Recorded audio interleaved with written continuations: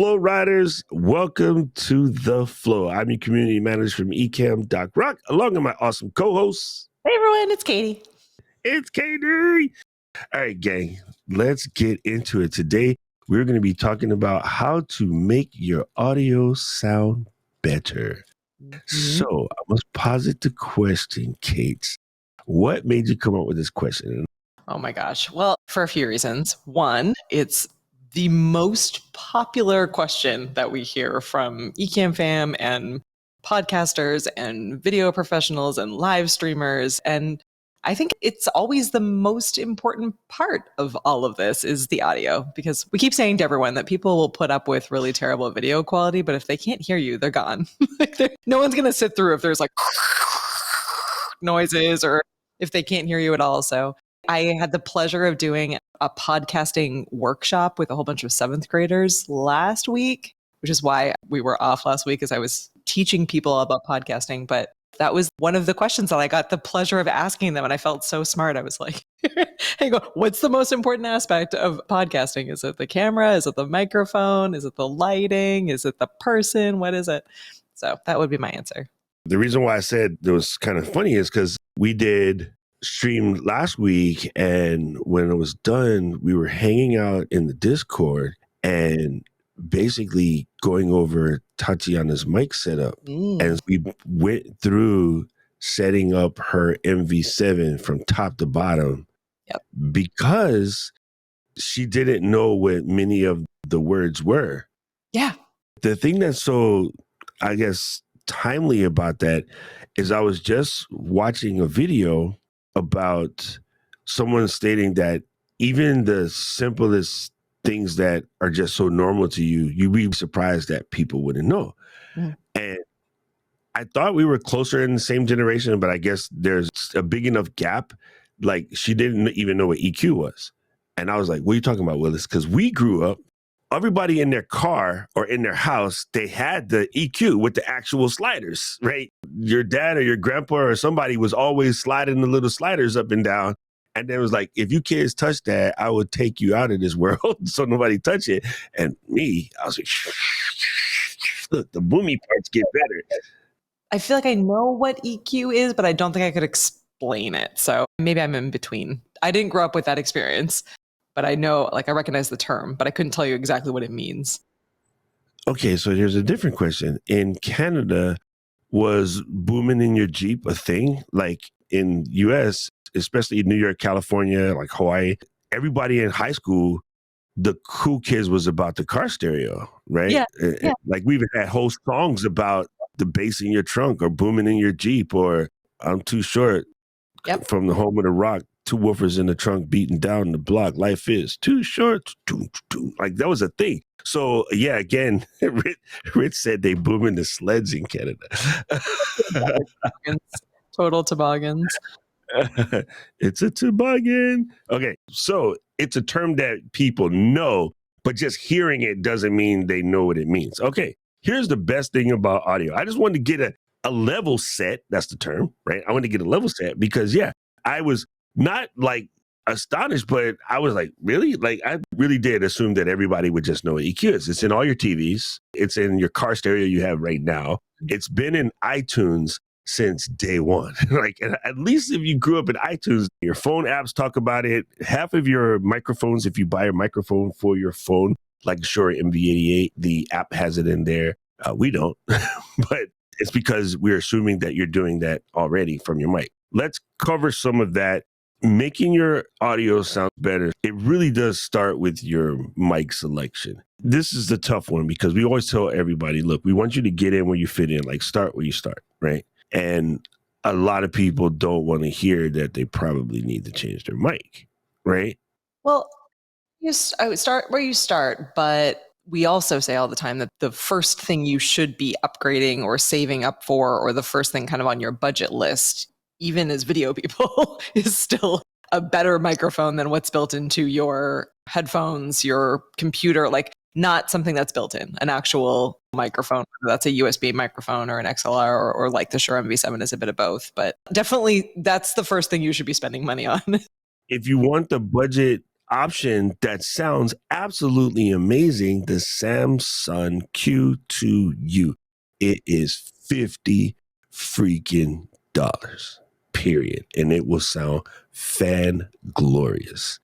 It will sound quite amazing for 50 bucks. So I think when we tell people that they got to save up for, which here's the other thing, right? I'm just a beginner, so I'm just going to buy this. And I'm starting to push back on that. And the reason for that is, number one, microphones for the most part are pretty strong. Like they you have one forever. We have someone in our community that has the original version of this, and they purchased it in 1972, and they still use it to this very day. That's older than Katie by a long shot. See how that's how you get a raise, people.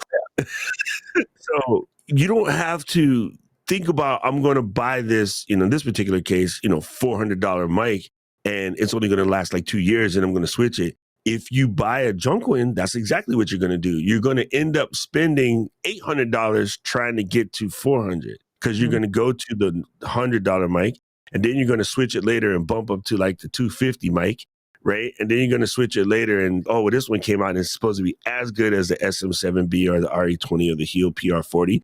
And so you're going to buy another mic that's like $300, and eventually you will end up here. So everybody ends up here, PR40 or Electro Voice RE20 or the original Podcaster, all basically $400.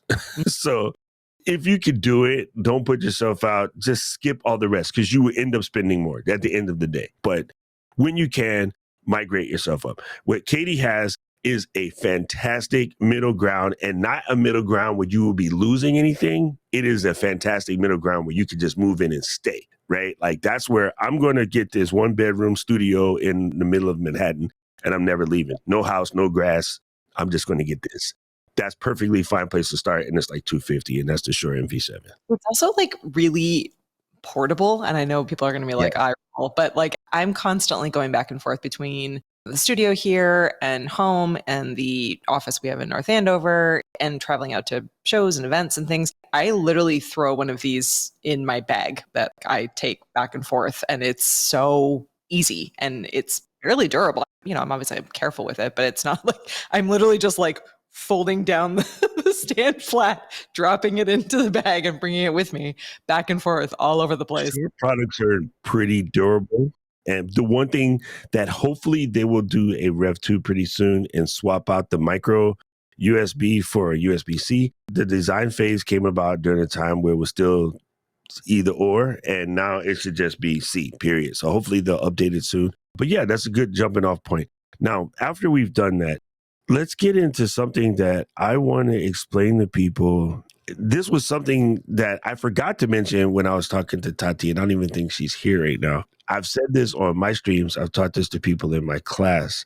Do not get discouraged by audio terms, okay? These audio terms, I'm going to let you guys in on a little insider secret. We audio people / musicians, we are the people that pretend to be smart, but we're really dense AF. So all audio terms are absolutely literal. I mean, literal to like literal. So it's just funny because people say to me, well, I don't get EQ. What's equalization? Yeah, that's the description. That's exactly what it is. Oh, what's a low filter? Yes, exactly that. It filters out the low frequencies.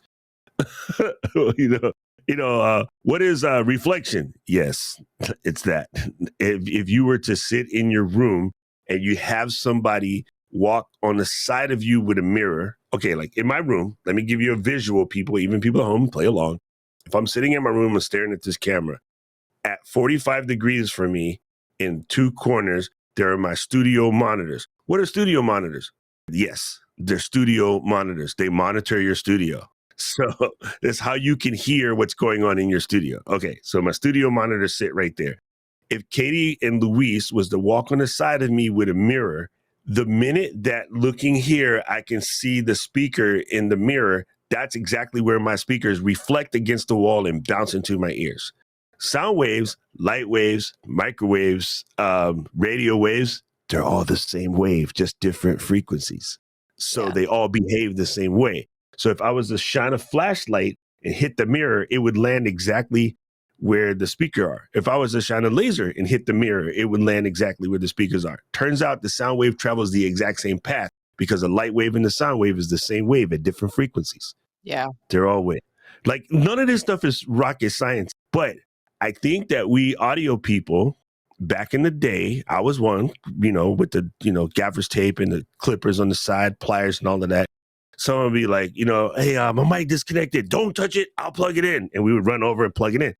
Like anybody that's from a band or worked in a church or a school, the audio people was like, never touch my stuff. We're going to touch our own. So we built a wall around this stuff, unfortunately, back in the day. And now we suffer for it because we get constant phone calls about something that is exactly what it is. Yeah. And I think that's a really good point. I think it's one of those things that I've been learning more and more, and I'm now feeling really comfortable with, is that in my head, it was this overcomplicated thing where it was outside my skill set. It was something that I needed to dive into and learn. And really, so much of it is visual, which seems counterproductive, but it really is. Like as you're troubleshooting audio problems, you are literally looking at your sound meter. And Luis was popping this up earlier because right before I jumped on, I was having weird audio issues.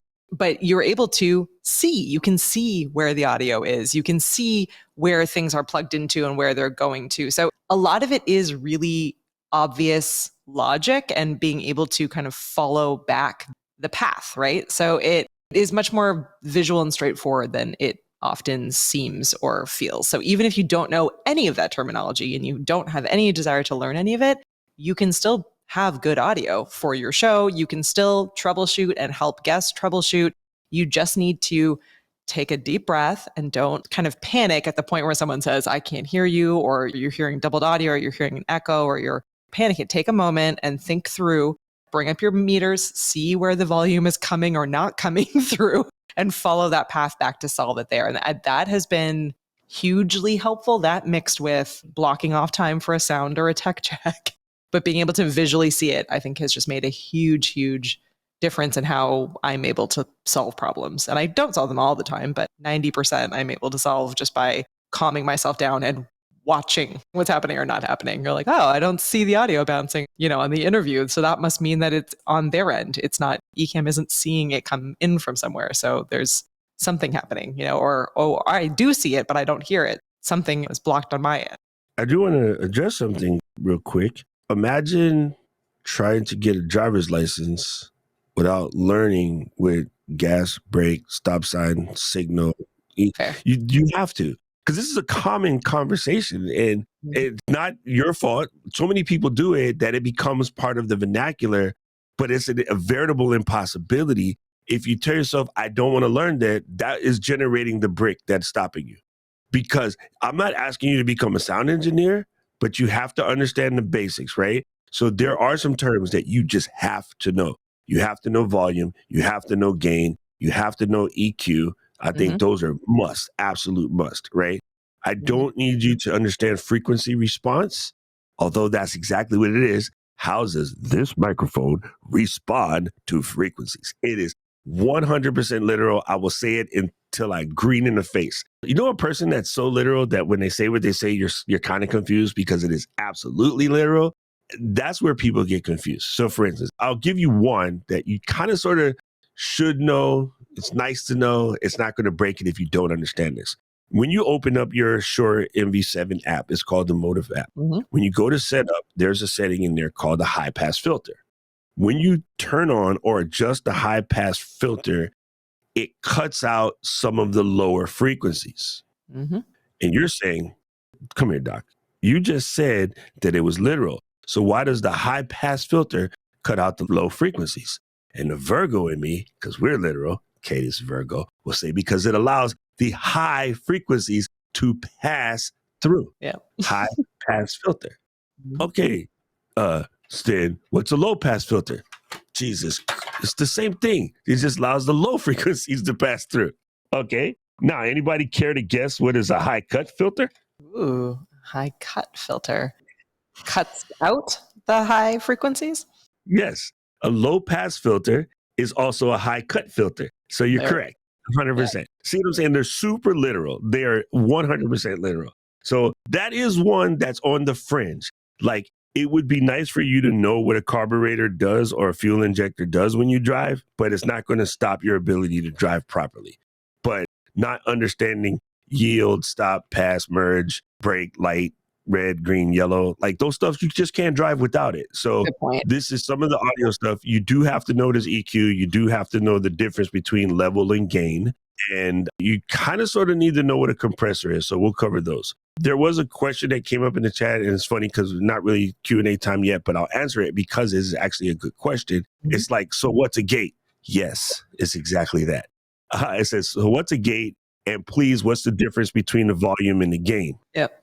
Okay, so a gate is exactly that. You put these things in your kitchen to stop your youngin from crawling into the kitchen before they could walk, right? In your house, you possibly have a chain link fence to stop people like me and Luis from showing up to your house and taking all your stuff. I'm joking. So that's what a gate is. So what would you suppose a noise gate is? Keeps the noise out. Bingo, bango, pickled mango, show's over. I'm going back to bed. That's exactly what a noise gate is, right? I want to get too technical, but I know Dragon's here, so I'll explain it because Dragon's going to be mad at me. When you hear somebody had a gated snare, they put a gate on the snare frequencies. When you hit a snare, there's an X amount of frequencies that come out. But if you can block certain frequencies, like you block some of the high frequencies, you get that 1980s when instead of a right, it's lower because you gated the high frequencies and you have a gated snare. This is just magic. And I do want to call out this particular comment from Jeremy because I think this is what I should have gotten to but didn't, is you don't need to know what everything means, although Doc has just proven that it's all fairly obvious. But being able to get those words and those terms so that you're able to look up more information is also incredibly helpful, right? So knowing the 100. terminology helps you to troubleshoot, helps you to be able to ask the right questions, helps you be able to look up the right YouTube videos to get the help that you need. So you don't need to know everything, but there's some level of logic to There's it. some basics that you need to know. You know, I liken it to this. If you have no problem with your blood sugar, then you don't need to know what is an A1C or you don't need to know what a glucose is. But if you're pre-diabetic or diabetic, you absolutely have to know. Well, in this particular case, as a podcaster, there's some of the basics you're going to have to know because when you go to speak to someone who's trying to help you, if you can't posit your question in a proper way, for instance, to me, I'm not trying to be a smart aleck. Every time somebody says to me, how do I get rid of the echo in my sound? I'm like, turn off the processor.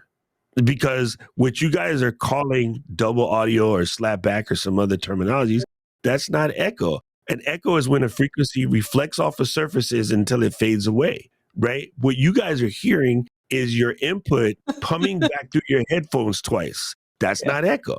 So to me, if you want to stop the echo, turn off the processor. There's an echo processor. Software doesn't know how to generate echo by itself. The only way for you to get an echo is for you, human, to feed yourself two audio sources into your same ear. Ecamm doesn't have that, and I'll go ahead and say neither does OBS or any of them. I can't even think of our other friends. Restream, StreamYard, like nobody has a button that says echo. It just doesn't exist, right? Your DAW has one because why? That's a processor that says take the wave and bounce the wave back and forth until it fades off.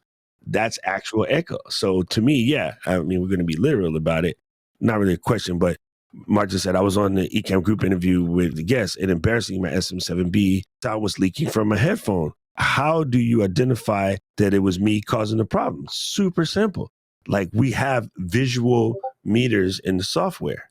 And then so if the guest is talking and you can see the meter move on your side, your input meter should be still. If your meter is bouncing while the guest is talking, the guest audio is leaking through. So if you're quiet and they're talking and your meter is moving slightly, that's your headphones leaking. Fulgens was famous for doing this back at the beginning. I should just tease him because the headphones didn't fit because Fulgens and I have massive heads. So leaky headphones is a problem for those of us with big heads. If you have leaky headphones, you got to go to cans. because this is what these do. They eliminate that process. So that one's the easy one, but yeah, you can normally see it visually. All right, so I wanted to get into volume gain. Mhm. So I'm just curious, just getting a level set. What would you suppose the difference is? Volume and gain. I don't know if I know. I don't know if I can hazard a guess, to be honest. Okay, we're going to go back to their literal. So in your audio signal, Mm-hmm. let's see, I'll put this in Canadian. This is 600 milliliters. Mm-hmm. So the space inside this bottle is known as the volume. Okay. How much sound can you fit in your signal? Volume, right? Mm-hmm. Now, in order to keep the signal level, this is a tube, right? Mm-hmm. Well, if I cut the other ass off, it's a tube. In order for the sound to come out of this tube, I have to also put sound back in this tube. Mm-hmm. Because if I just let it come out, eventually this is empty. Yep. So volume is the amount of signal I can pass through this tube. Okay. Gain is the input that I am putting into this tube. So as a 600 milliliter bottle, in order to not make noise on the microphone, I can only let out 450 milliliters at a time. That means I have to equally put in 450 milliliters. Okay. Now, let's just say my microphone sucks. So I'm going to actually throw in like 700 milliliters, but I have the flow set on here to only let out 450. So the rest will just sort of build up in here and it's fine. So input is your gain, right? Volume is what comes out. Yep. This is a really good analogy. Some people do label stuff wrong, but that's not our fault. We can't help what companies do. Volume is almost always related to what's coming out, and gain is what's related to what's coming in. So you have an input gain, and then you have an output volume. A level, so going back to my analogy, I said maybe I want to throw like 750 mLs at this. Okay. But I'm only going to let 450 come out at a time because that's the volume that YouTube or Apple or Spotify can handle. So I'm going to use the level to adjust the flow between the input gain and the output volume. In your house, when you grab the H and you turn it, if you put a lot of H, you burn the living out of yourself. If you keep the H halfway, my brain hurts.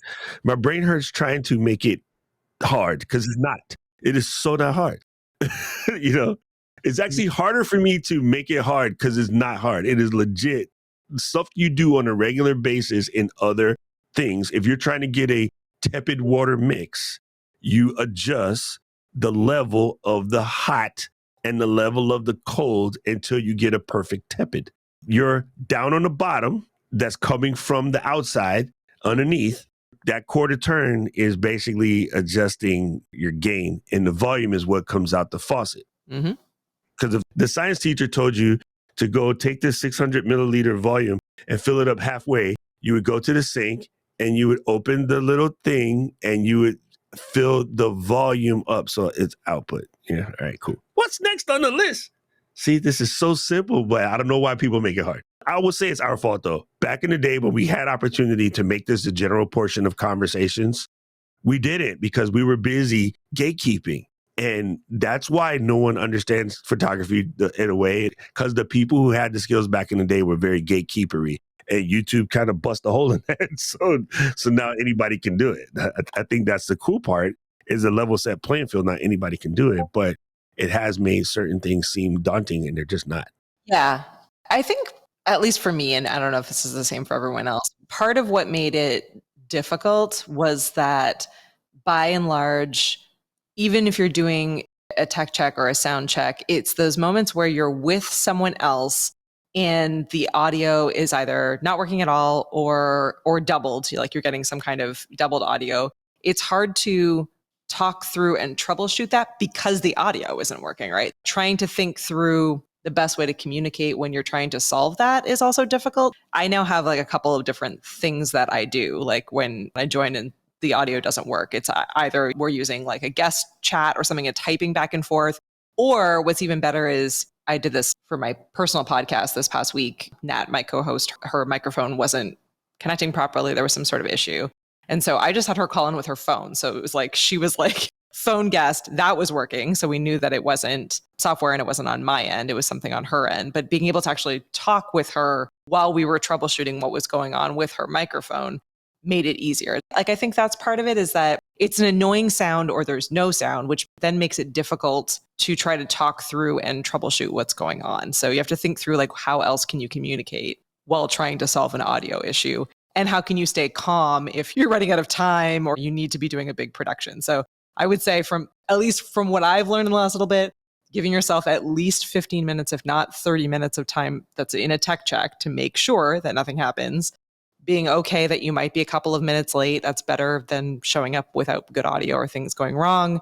And finding a good way to be able to talk to them. So whether that's you have their phone number or you have a different line for them to call in at, or you have a way to send a text message or a Slack chat or Facebook DM or something else to be able to talk them through what's going on. Those are all important aspects of this, because it's not as easy as troubleshooting other things from that perspective. So here's something that is really helpful. I know that Jeremy and Tony and maybe Martin, I'm looking at some of the people in the chat who probably have a picture like this somewhere in their set. When you purchased a mixer back in the day, and now even to this very day, even when you got your Rodecaster Pro, there's a diagram. And in that diagram, you will see there's the mixer. And on the side, there'll be like an icon of a guitar and a cable that comes in and goes in someplace. There'll be an icon of a microphone and a cable. The reason why they do that, even though these are being sold to people who theoretically know what the heck they're doing, is to show you the visual signal flow. Yep. If you can't sit down right now and draw your finger to your signal, that is going to be the reason why you can't troubleshoot. So I can draw my finger, big ass mouth, SM7B, purple cable, Streamer X, signals inside the Streamer X, USB cable, Mac, and then Streamer X, 1/4-inch cable, headphones. That's the signal flow, right? The Streamer X takes it and divides it. It allows me to hear back this, but also send one to the Mac so that Katie and Luis can hear. So if you can't do that, then you're going to have a problem. Because then when someone says, well, hey, I'm hearing Katie's audio twice, all I do in that second is I go, okay, computer coming in to the Streamer X, and then, oh, I have Katie's audio coming through the computer into the same Rodecaster Pro, in this case, Streamer X, and showing up in Ecamm. So when Katie talks, my main is bouncing. That's not how it works. When Katie talks, only the interview should bounce. Not in this case, because we call Luis. But if Chrome comes into the USB and that USB passes through your interface, back out your interface to your show, that's where you get in the sound. I just take my finger and go like that. Got it. In your house, when you notice water on the floor, every human being has done this. Well, if you haven't, you're lucky to live in nice places your whole life. If you're from the hood, you've definitely done this. You walk in the floor, kitchen's wet, you start tracing. Open the kitchen cabinets, pull all of the crap out, find out that your sister hid a fifth of vodka in there. Keep that. Don't tell mom. Just keep tracing up. Hey, the P-trap is leaking. Mom's like, what's a P-trap? Never mind. I need $40. I got it. We've all done it before. Like when you're little children and you saw this line of ants, every kid went like this. Oh, look, there's a candy somebody dropped and all the ants there. And you trace them back to where the hen stay came. Every kid done it at some point in their life. It's the exact same thing. Mm-hmm. You just follow the ants. I just hope I'm helping to like unmystify this craziness, because it really does throw people off, right? So here's an easy one. Talk about a great analogy. I spy with my little eye. Victor is talking about how when you crank up the gain, you hear more of the room. Imagine we go back to the faucet analogy. Whenever you have too much signal, what do you hear? That room noise you hear is the same thing as if I cranked up the water, you will hear that sucker. Like if the Hoover Dam did it, you would hear it. Before it got to you in Vegas, you would hear it, right? It's the same thing. So when you crank the gain up so high, the microphone is reaching for signal. You can literally hear the air moving around in your room. That's that room noise. And that's the people who through no fault of your own. I'm just going to give you guys all the fault so you can stop worrying about it's your fault, right? Because this is where people get messed up. If you grew up with parents like I had, yeah, you start worrying about everything is your fault. And I get it. I'm sorry. I'm not here to talk to your therapist, but I'm doing science right now. So if the microphone you have, say, can only output 50 decibel signal, and your decibel is what we're counting as milliliters today, okay, people? We're sticking with that. It's a unit of measure. That's all you need to know. And your mixer, say, can only put out 50 as well. You're going to end up cranking your mixer or interface in this particular case really, really loud. And so it's going to hear that loud air sound that you hear, that and that is because you don't have enough amplification coming in. So it sounds really bad. I don't want to mess with mine. I was going to crank it up for a second, but I won't do that. Because my Rodecaster Pro is faster, but on the Streamer X it's a little bit harder. So when we say, oh, you need a cloud lifter, it's just a brand name. It's a stupid brand name. So that's where people get confused. Because when the most popular item in the mix has a dumb name, that's where people get confused. It is a microphone preamp. What does that mean? We're going to pre-amplify the microphone signal before it gets to your interface. Because your interface, in order to get a clean sound, I'm going to adjust my number, it needs 75 decibels of gain. At 75 decibels, if you had nothing connected and you cranked the mixer up to 75, it would go with nothing plugged in. So at around 60, it sounds solid. No noise, perfect. The gain is absolutely gorgeous. But your microphone only puts out 50. If you ask the interface to make up the other 25, every time you talk, it sounds okay. But as soon as you're silent, because it's trying to make up the rest. So what do? You take a cloud lifter. People listening at home, I am going to grab a real one. Sorry, it's just how you do. So this is a microphone preamp. People, I'm holding a barrel thing that has XLR on either end, and it just looks like a little nothing. But inside here, there's a bunch of circuitry that will take the 50 dB signal and crank it up by 25 dB. That's exactly what this does. This cranks up by 25, right? So if I plug this on my mic before I plug it in, it could be here or it could be at the opposite end, wherever your cord likes it.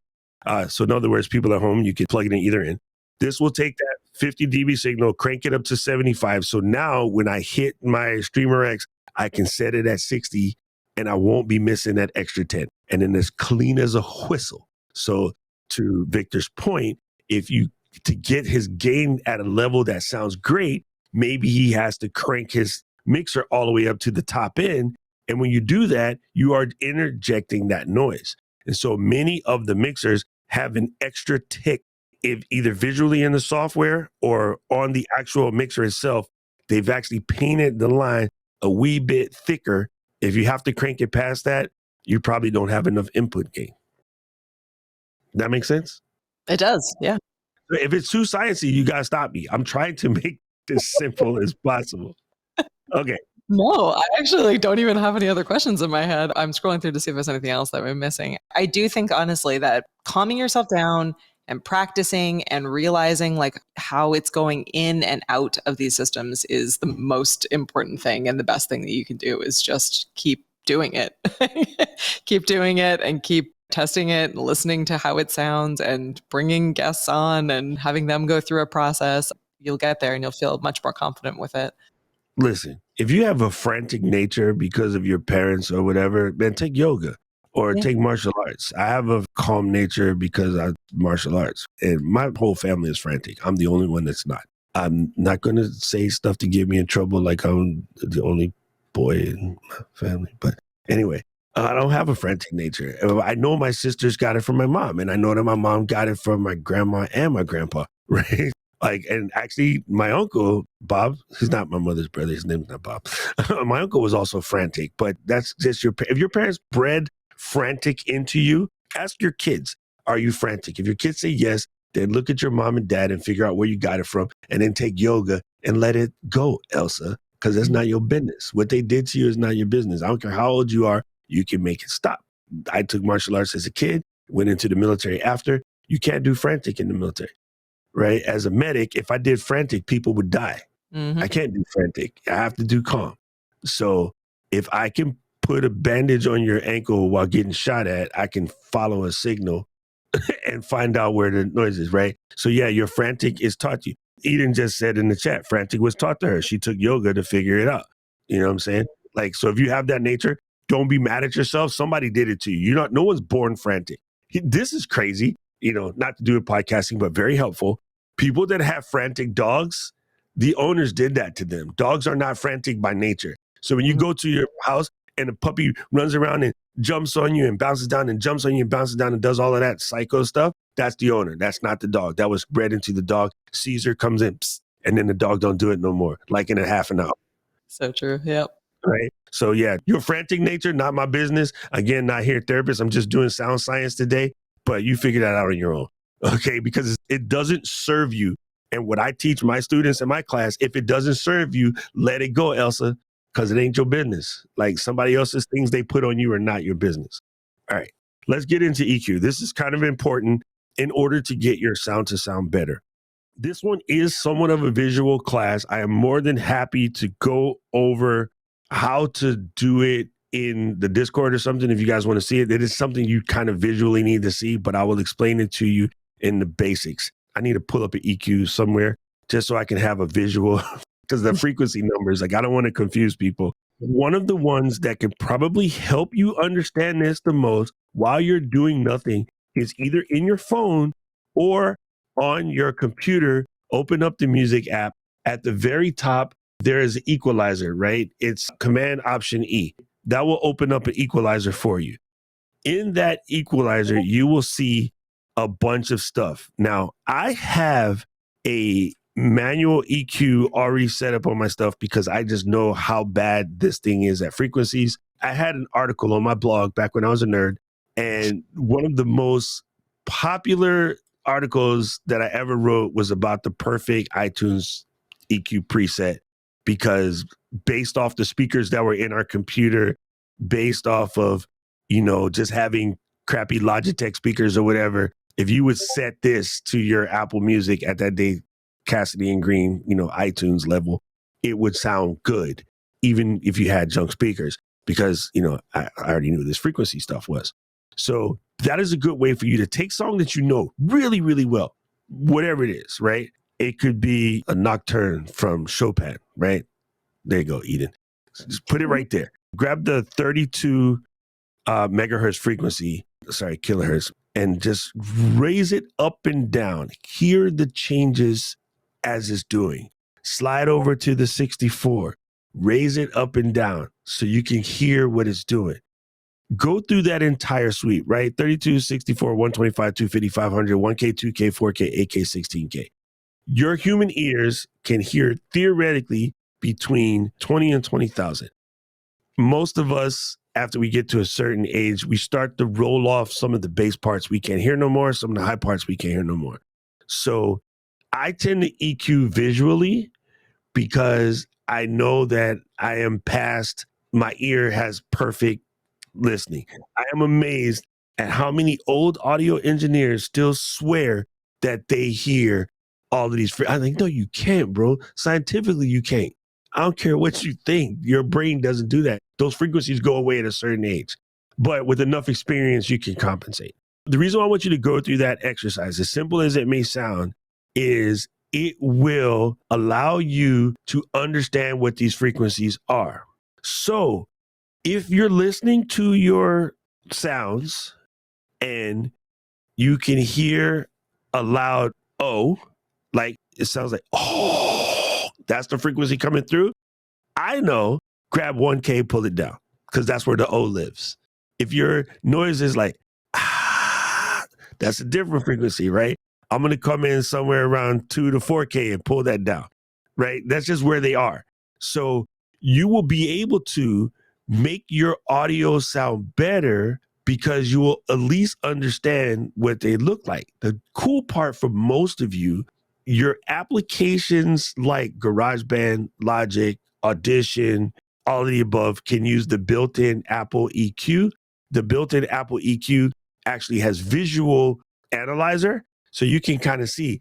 The first thing you should do, just so you can get a hang of it, is literally just listen to one of your favorite songs and go in there and slide those sliders and just hear what it's going to sound like, right? Yeah. Now, you also have to be fully cognizant that when your audience is going to listen in their phone, those phones do not produce bass frequencies very well. So you have listened to podcasts where the person has overmixed, and when they start talking, you can't barely hear them because they got unintelligible because the frequency is so low, it's kind of hard to hear the difference between the parts of the word as they're speaking, right? It just, you're like, what? And so that's when it's been poorly EQ'd. We would probably have to do an entire session on EQ to show you, but we did this for Tati with her MV7. And oh, by the way, if you happen to have an MV7 or some of its contemporaries, once you get those settings saved, you can actually save them so that should you ever have an issue, you can put it right back to where it came from.